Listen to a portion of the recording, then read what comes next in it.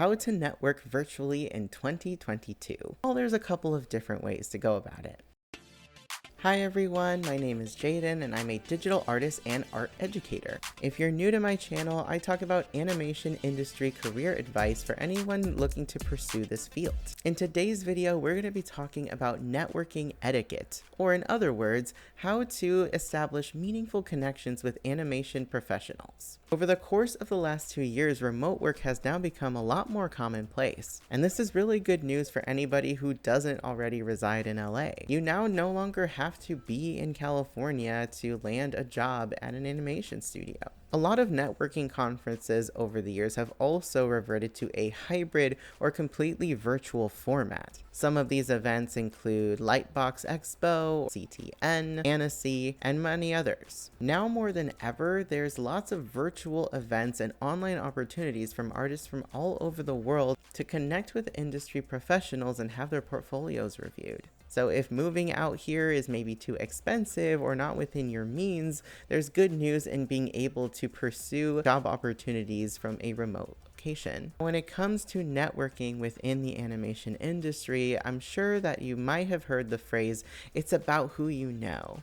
And there is some truth to that. Oftentimes, artists will jump from one project to the other because the nature of this industry is very project-based. And when you're going from one project to another, it's important to build rapport with your teammates because when you're out looking for a job again, you'll have people that you've already worked with that can vouch for you and help you land your next opportunity. So if you plan on attending one of these events and you're interested in pursuing a specific discipline like character design or storyboarding, production, directing, whatever it may be, first and foremost, you should have a portfolio ready to show, maybe build your own website. There's plenty of free options out there like Wix or Weebly. And of course, you've got to get on LinkedIn. That's a really big one. And if you've never heard of LinkedIn or don't know much about this platform, think of it as a Facebook or an Instagram, but for professionals. Instead of sharing your personal life or posting pictures of your dog or maybe your lunch like you would on Instagram,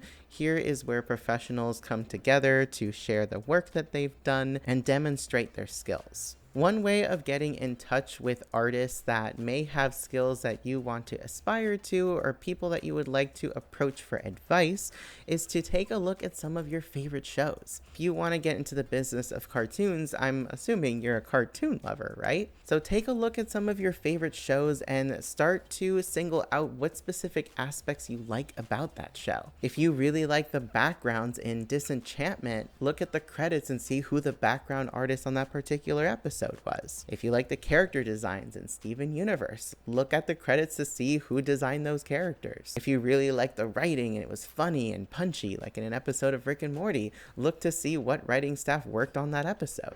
Looking at the credits is a pretty good rule of thumb to see what artists or writers or producers worked on what, because once you look up these names on LinkedIn and see if they have an active profile, you can go ahead and send them a request. Of course, it's not always guaranteed that they'll get back to you, but please be patient. This is something that I'm going to go over later on in the video. While looking up artists on LinkedIn is a great way to figure out who you want to connect to or maybe who is a good person to ask for advice, the most important thing is your approach. Please, please, please be mindful of how you approach these artists and professionals. You only get one opportunity to make a first impression and you don't want to blow that. When you send a connection request on LinkedIn, sometimes you have the option to write a personalized message. I strongly encourage doing a different personalized message for each person you send a connection invite to because you'll come off as more genuine. If you just take the same message and copy paste it to like 20 different people, it just really comes off as insincere.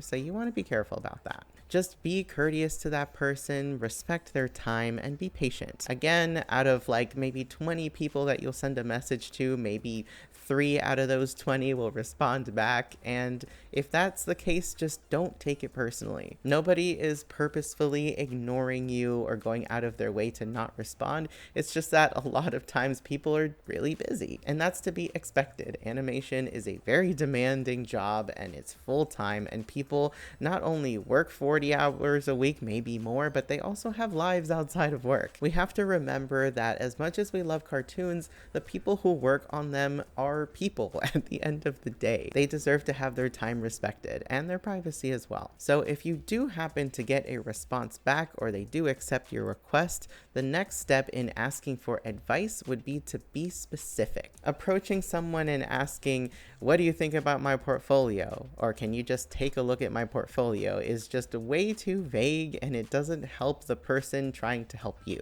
Now, what do I mean by this?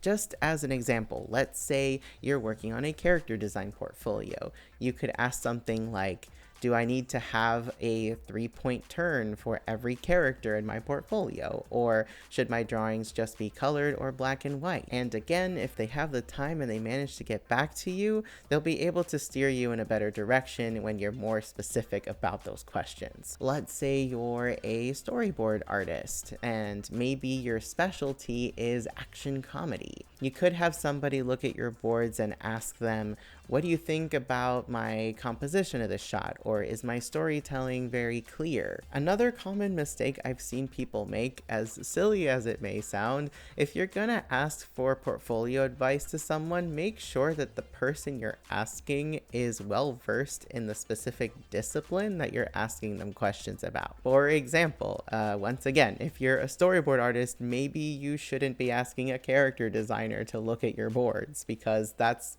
outside of their area of expertise. If you want constructive criticism on your character designs, ask a character designer. If you want specific criticism on your storyboards, ask a board artist. Just make sure that you're asking the right questions and not barking up the wrong tree. Working on your LinkedIn profile, you want to fill it out as much as possible and be very detailed about your experiences, your projects, and any skills you may have. I would recommend writing a brief bio that describes a little bit about yourself. If you have a portfolio, definitely put it at the top where it can be easily found and clickable. And if you're a student or someone who doesn't have professional studio experience yet, maybe speak a little bit about your projects, whether it was a capstone project that you did in school or some projects that you're doing on your own or with your friends in your spare time. Also, really quick, something I completely forgot to mention, and another detail you can include in your LinkedIn profile,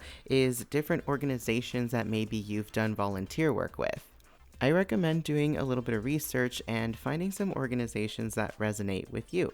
For example, in my case, I joined Latinx in animation because I am Latino, and I also joined Women in Animation, which is open to not only women, but also non-binary and transgender individuals. And with Women in Animation, I actually got chosen to be a mentee in the showrunner mentorship circle for spring of 2022.